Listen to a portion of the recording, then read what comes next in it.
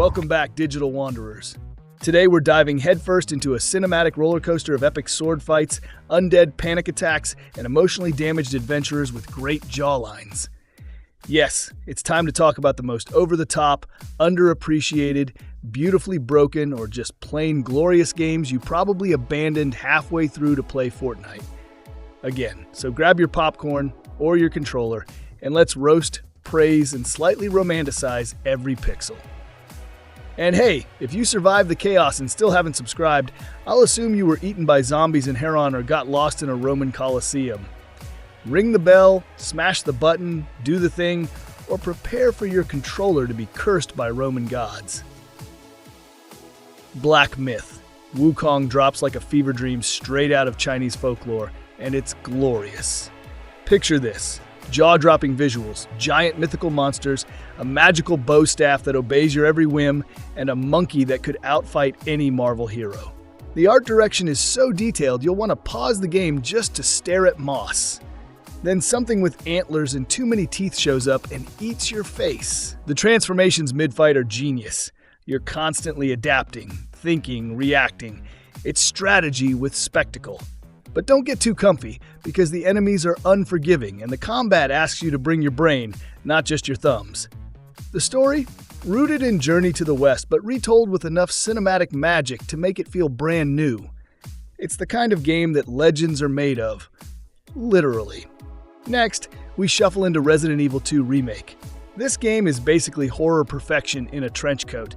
From the moment you step into Raccoon City, it grips you by the spine with eerie lighting, bone-chilling sound design, and zombies that clearly skip breakfast. Leon and Claire don't just look good, they emote like they're up for Oscars. It's a retelling, but not a lazy copy-paste. It honors the original like a respectful remake should, while slipping in just enough modern flair to keep veterans and newbies equally paranoid. Over-the-shoulder aiming puts you uncomfortably close to the action. Like, why is this zombie breathing on my neck? Close.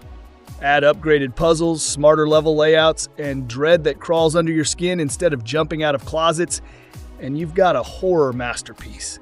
It's not about jump scares, it's about making you think twice before opening literally any door. Uncharted 4 swings in like a retired adventurer who just can't ignore the itch. Nathan Drake's back with more stubble, more feels, and just enough drama to make your popcorn soggy. This time it's personal. Really personal. Like therapy session personal. The game's pacing is immaculate. 1 minute you're grappling up cliffs in Madagascar. The next you're arguing about laundry with your wife. It's like an Indiana Jones movie if Spielberg cared more about emotional baggage. The visuals are ridiculous. You'll spend as much time gawking at sunsets as you do dodging bullets.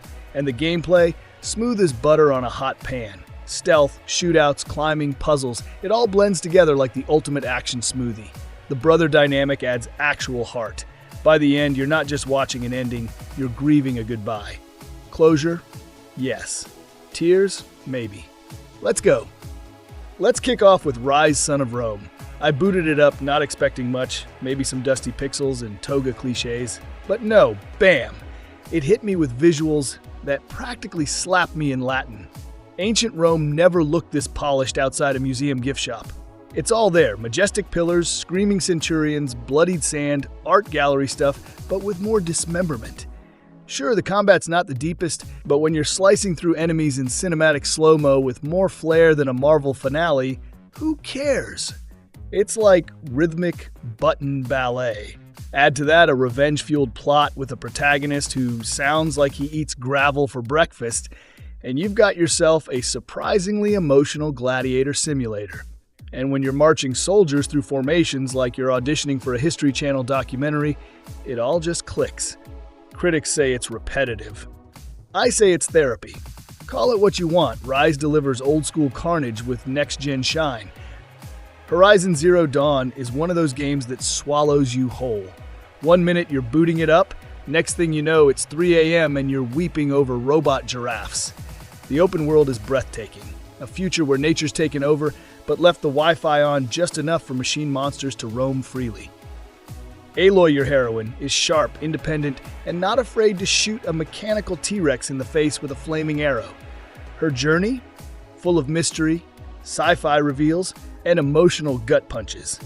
The machines are brilliant, not just visually, but in how they fight. Every enemy's a puzzle. You have to scan, plan, and execute like a tribal hacker with a bow. The storytelling makes you think about technology, legacy, and what it means to be human in a world rebuilt from ash and silicone. Stray is the surprise emotional therapy session you didn't know you needed, delivered via cat. You're a four-legged furball in a neon-lit dystopian city where the only humans are vending machines with emotions. And yet it works. You jump, climb, knock over bottles because cat, and unravel a story that's oddly human.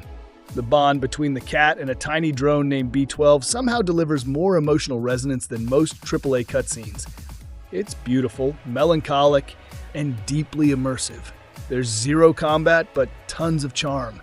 The city feels alive in that sad, we broke the world kind of way. Every robot you meet has a story, every alley hides secrets, and every meow echoes through your heart.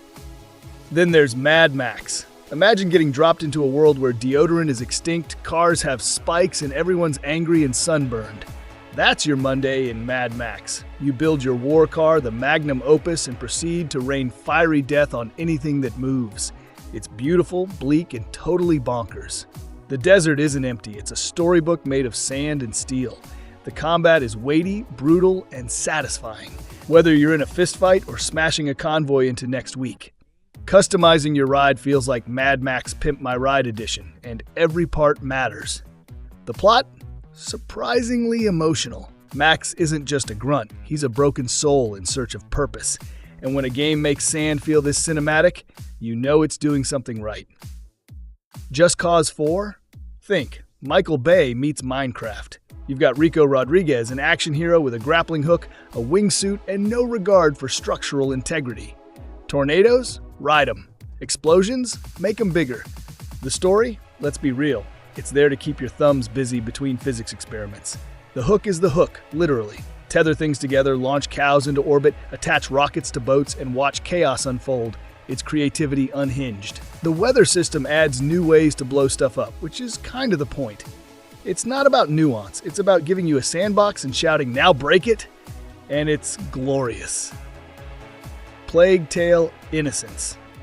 Now this one's not your typical rat race, it's a medieval stealth puzzle emotional trauma simulator. You play as Amicia, big sister of the year, dragging her adorable plague-ridden brother Hugo across France while avoiding inquisitors, soldiers, and roughly 1 billion angry rats. And I mean these rats make New York look hygienic.